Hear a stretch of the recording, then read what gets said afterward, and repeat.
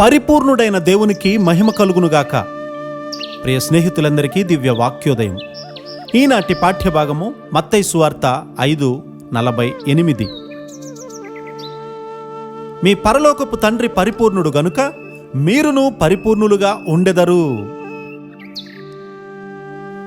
ప్రభువును రక్షకుడునైన యేసుక్రీస్తు వారిని పోలి నేను ఉండాలి అని వృద్ధి చెందే అంతరంగ ఆశ లోతుగా మారుమనసు పొందిన వారికి కలుగుతుంది.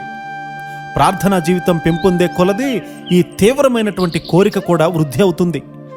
ప్రార్థనా జీవితం వృద్ధి చెందకపోవడం వల్ల ఈ దినాల్లో క్రింది స్థాయికి సంబంధించిన ఆశలు, కోరికలే అందరిలో కూడా కనబడుతూ ఉన్నాయి. యేసుక్రీస్తు వారిలో క్షమించే ప్రేమ కనబడుతూ ఉంది. ఆయనను ఎక్కువగా గాయపరిచిన వారిని క్షమించమని యేసుక్రీస్తు వారు ప్రార్థన చేస్తూ ఉన్నారు కదా. నిజంగా మనలను బాధ పెట్టిన వారిని క్షమించడం వల్ల ప్రభువుకు సమీపంగా ఉన్నతమైనటువంటి మెట్టులోకి ఎదగగలుగుతాము. ఆత్మీయంగా ఎండిన స్థితిని కలిగించేటువంటి అసూయ, ద్వేషాలను వ్యక్తిత్వంలోనికి రాకుండా చూసుకోవాలి. దేవుని వాక్యములో కానీ అపోస్తుల కార్యాలలో కానీ నేర్పించని ఆచార అలవాట్లకు లొంగని సత్యదేవుని పరాక్రమము గల వారు ఉన్నారు.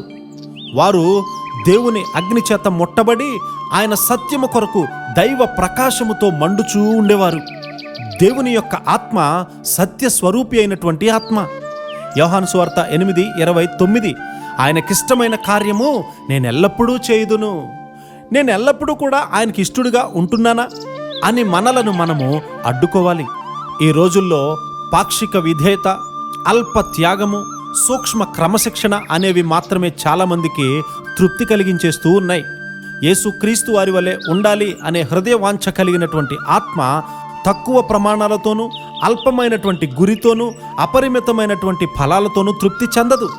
ప్రార్థించేటువంటి హైడ్ గారు, ఫ్లెచర్ గారు, జాన్ వెస్లీ గారి యొక్క సన్నిహిత సహచరులు వీరందరూ కూడా క్రీస్తు వారిని పోలి మన ముందు నడిచిన వారి పరిశుద్ధ జీవిత గుర్తులను వదిలి వెళ్ళారు.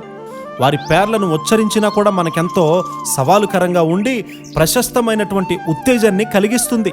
ప్రస్తుతము మధ్యస్థ భక్తి జీవితం వల్ల అలాంటి అనుభవపు గుర్తులను ఇతరులకు అందివ్వాలి.